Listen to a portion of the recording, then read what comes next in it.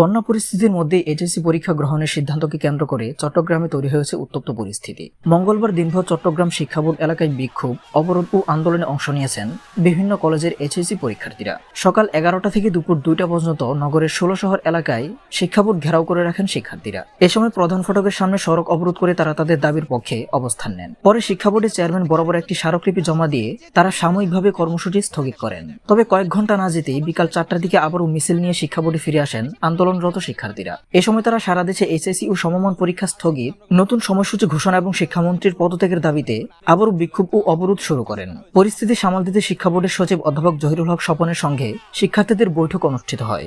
বৈঠকে পুলিশ ও প্রশাসনের ঊর্ধ্বতন কর্মকর্তারাও উপস্থিত ছিলেন।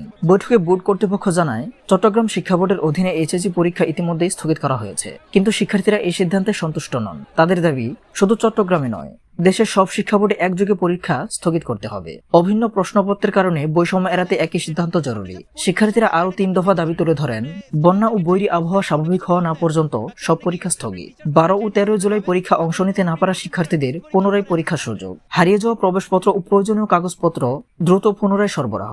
এই সময় তারা শিক্ষামন্ত্রীর পদত্যাগের দাবিও জানান। বৈঠক শেষে শিক্ষার্থীরা বুধবার সকাল 11টা পর্যন্ত আলটিমেটাম দিয়ে কর্মসূচি স্থগিত ঘোষণা করেন। তবে পরিস্থিতি উত্তপ্ত হয়ে শিক্ষা বোর্ড ত্যাগের সময় বিক্ষুব্ধ কয়েকজন শিক্ষার্থী প্রধান ফাটকে ধাক্কা দিলে সেটি ভেঙে যায় এবং তারা গেটটি খুলে নিয়ে যান। শিক্ষার্থীদের হুঁশিয়ারি, দাবি মানা না হলে আরো কঠোর কর্মসূচি দেওয়া হবে। বর্তমানে চট্টগ্রামের পরিস্থিতি উত্তেজনাপূর্ণ, আর পুরো দেশের শিক্ষার্থীদের দৃষ্টি এখন এই আন্দোলনের দিকেই।